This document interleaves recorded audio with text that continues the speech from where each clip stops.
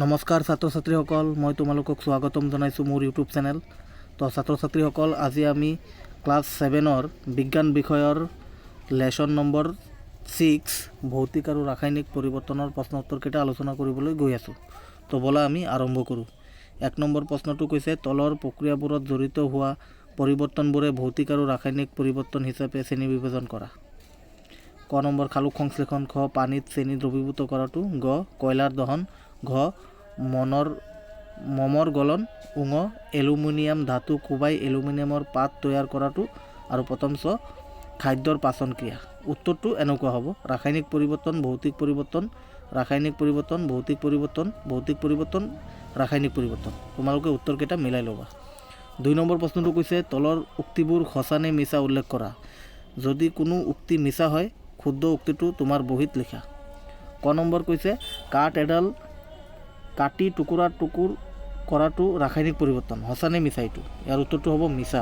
খ নম্বৰ প্ৰশ্ন কৈছে, পাতৰ পৰা খাৰ প্ৰস্তুত হোৱা প্ৰক্ৰিয়াটো এটা ভৌতিক পৰিৱৰ্তন, সঁচা নে মিছা? এইটোও মিছা। গ নম্বৰ প্ৰশ্নটো কৈছে,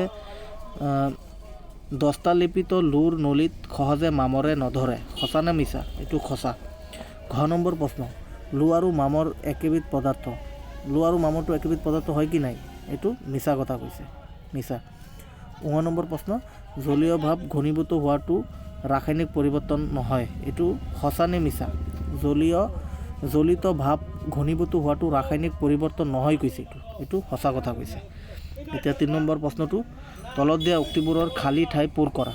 ক নম্বৰ, চূণ পানীৰ মাজেদি কাৰ্বন ডাই অক্সাইড গেছ যাবলৈ দিলে ডেছ প্ৰস্তুত হোৱা বাবে ই গাখীৰৰ দৰে ঘোলা হয়।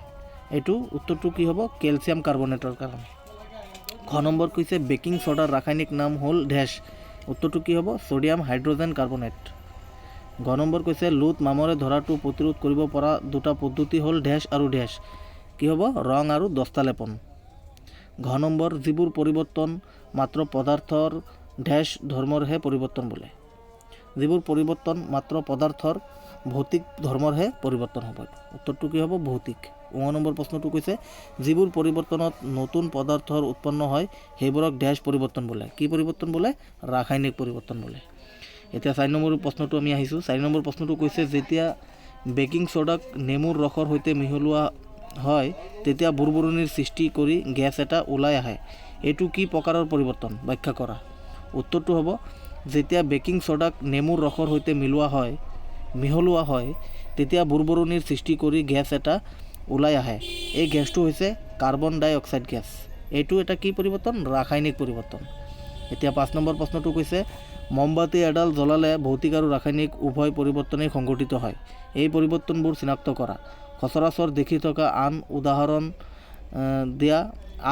দিয়া য'ত ভৌতিক আৰু ৰাসায়নিক দুয়োটাই পৰিৱৰ্তনেই সংঘটিত হয়। উত্তৰটো হ'ব, মমবাতি এডাল জ্বলালে দুয়োটা পৰিৱৰ্তনেই সংঘটিত হয়। কি হ'ব সেইকেইটা? ভৌতিক পৰিৱৰ্তন হৈছে গলি যোৱা মমখিনি, ৰাসায়নিক পৰিৱৰ্তনটো হৈছে জ্বলি যোৱা মমৰ পৰা ওলোৱা কাৰ্বন ডাই অক্সাইড আৰু পোহৰ উৎপন্ন হয়। সচৰাচৰ দেখি থকা আন এটা উদাহৰণ হৈছে খাদ্য হজম, ইয়াৰ ভৌতিক পৰিৱৰ্তনটো হৈছে ডাঙৰ খাদ্য অণুবোৰ সৰললৈ ভাঙি যোৱা, আৰু ৰাসায়নিক পৰিৱৰ্তন হৈছে HCl আৰু এনজাইমৰ কাৰ্যৰ দ্বাৰা খাদ্য হজম। এতিয়া 6 নম্বৰ প্ৰশ্নটো, তুমি কেনেকৈ দেখুৱাবা যে দৈ প্ৰস্তুত হোৱাটো এটা ৰাসায়নিক পৰিৱৰ্তন?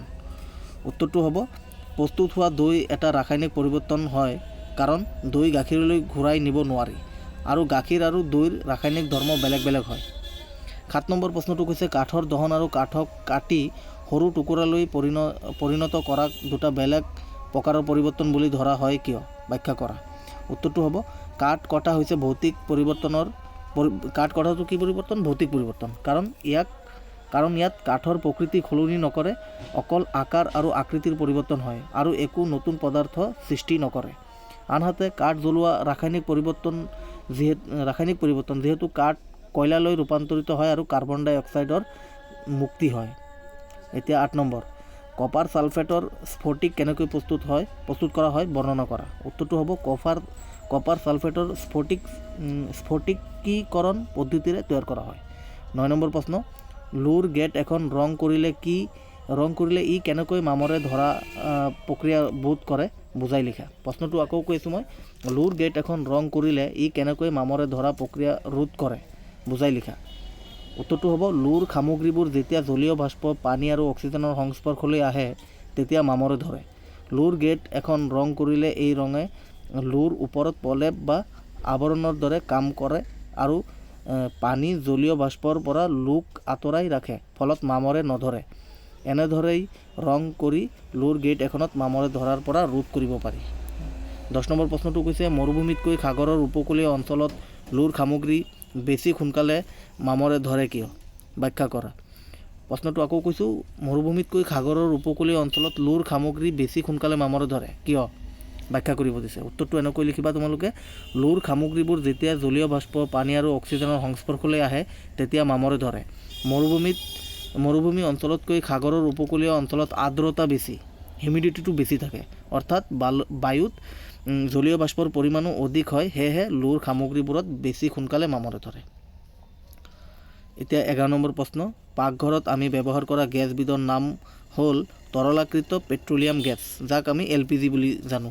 চিলিণ্ডাৰত ই জুলীয়া অৱস্থাত থাকে। যেতিয়া চিলিণ্ডাৰৰ পৰা ওলায় তেতিয়া ই গেছলৈ পৰিৱৰ্তন হয়, পৰিৱৰ্তন A, আৰু তেতিয়া ই জ্বলে, পৰিৱৰ্তন B। এই পৰিৱৰ্তনৰ বাবে তলৰ উক্তিবোৰ দিয়া হৈছে। শুদ্ধ উক্তিটো বাছি উলিওৱা। এইটো চোৱা, প্ৰক্ৰিয়া, এটা ৰাসায়নিক পৰিৱৰ্তন। A-টো B এটা ৰাসায়নিক পৰিৱৰ্তন। নম্বৰটো A আৰু B উভয় ৰাসায়নিক পৰিৱৰ্তন। এইবোৰৰ এটা প্ৰক্ৰিয়াও ৰাসায়নিক পৰিৱৰ্তন নহয়। প্ৰক্ৰিয়া, B এটা ৰাসায়নিক পৰিৱৰ্তন। এইটো তোমালোকে কিতাপৰ লগত এইটো মিলাই ল'বা। আৰু 12 নম্বৰ প্ৰশ্নটো কৈছে, অবায়বীয় বেক্টেৰিয়াই পানীৰ পেলনীয়া বস্তুৰ পচন ঘটাই জৈৱ গেছ অৰ্থাৎ বায়'গেছ উৎপন্ন কৰে, পৰিৱৰ্তন A। এই জৈৱ গেছ ইন্ধন হিচাপে জ্বলোৱা হয়, পৰিৱৰ্তন B। এই পৰিৱৰ্তনৰ বাবে তলৰ উক্তিবোৰ দিয়া হৈছে। শুদ্ধ উক্তিটো বিচাৰি উলিওৱা। এইটো চোৱা, তোমালোকে এইটো মিলাই ল'বা। প্ৰক্ৰিয়া A-টো কেৱল ৰাসায়নিক পৰিৱৰ্তন, প্ৰক্ৰিয়া B-টো কেৱল ৰাসায়নিক পৰিৱৰ্তন, প্ৰক্ৰিয়া A আৰু B উভয়ে ৰাসায়নিক পৰিৱৰ্তন, এইবোৰৰ এটা প্ৰক্ৰিয়াও ৰাসায়নিক পৰিৱৰ্তন নহয়।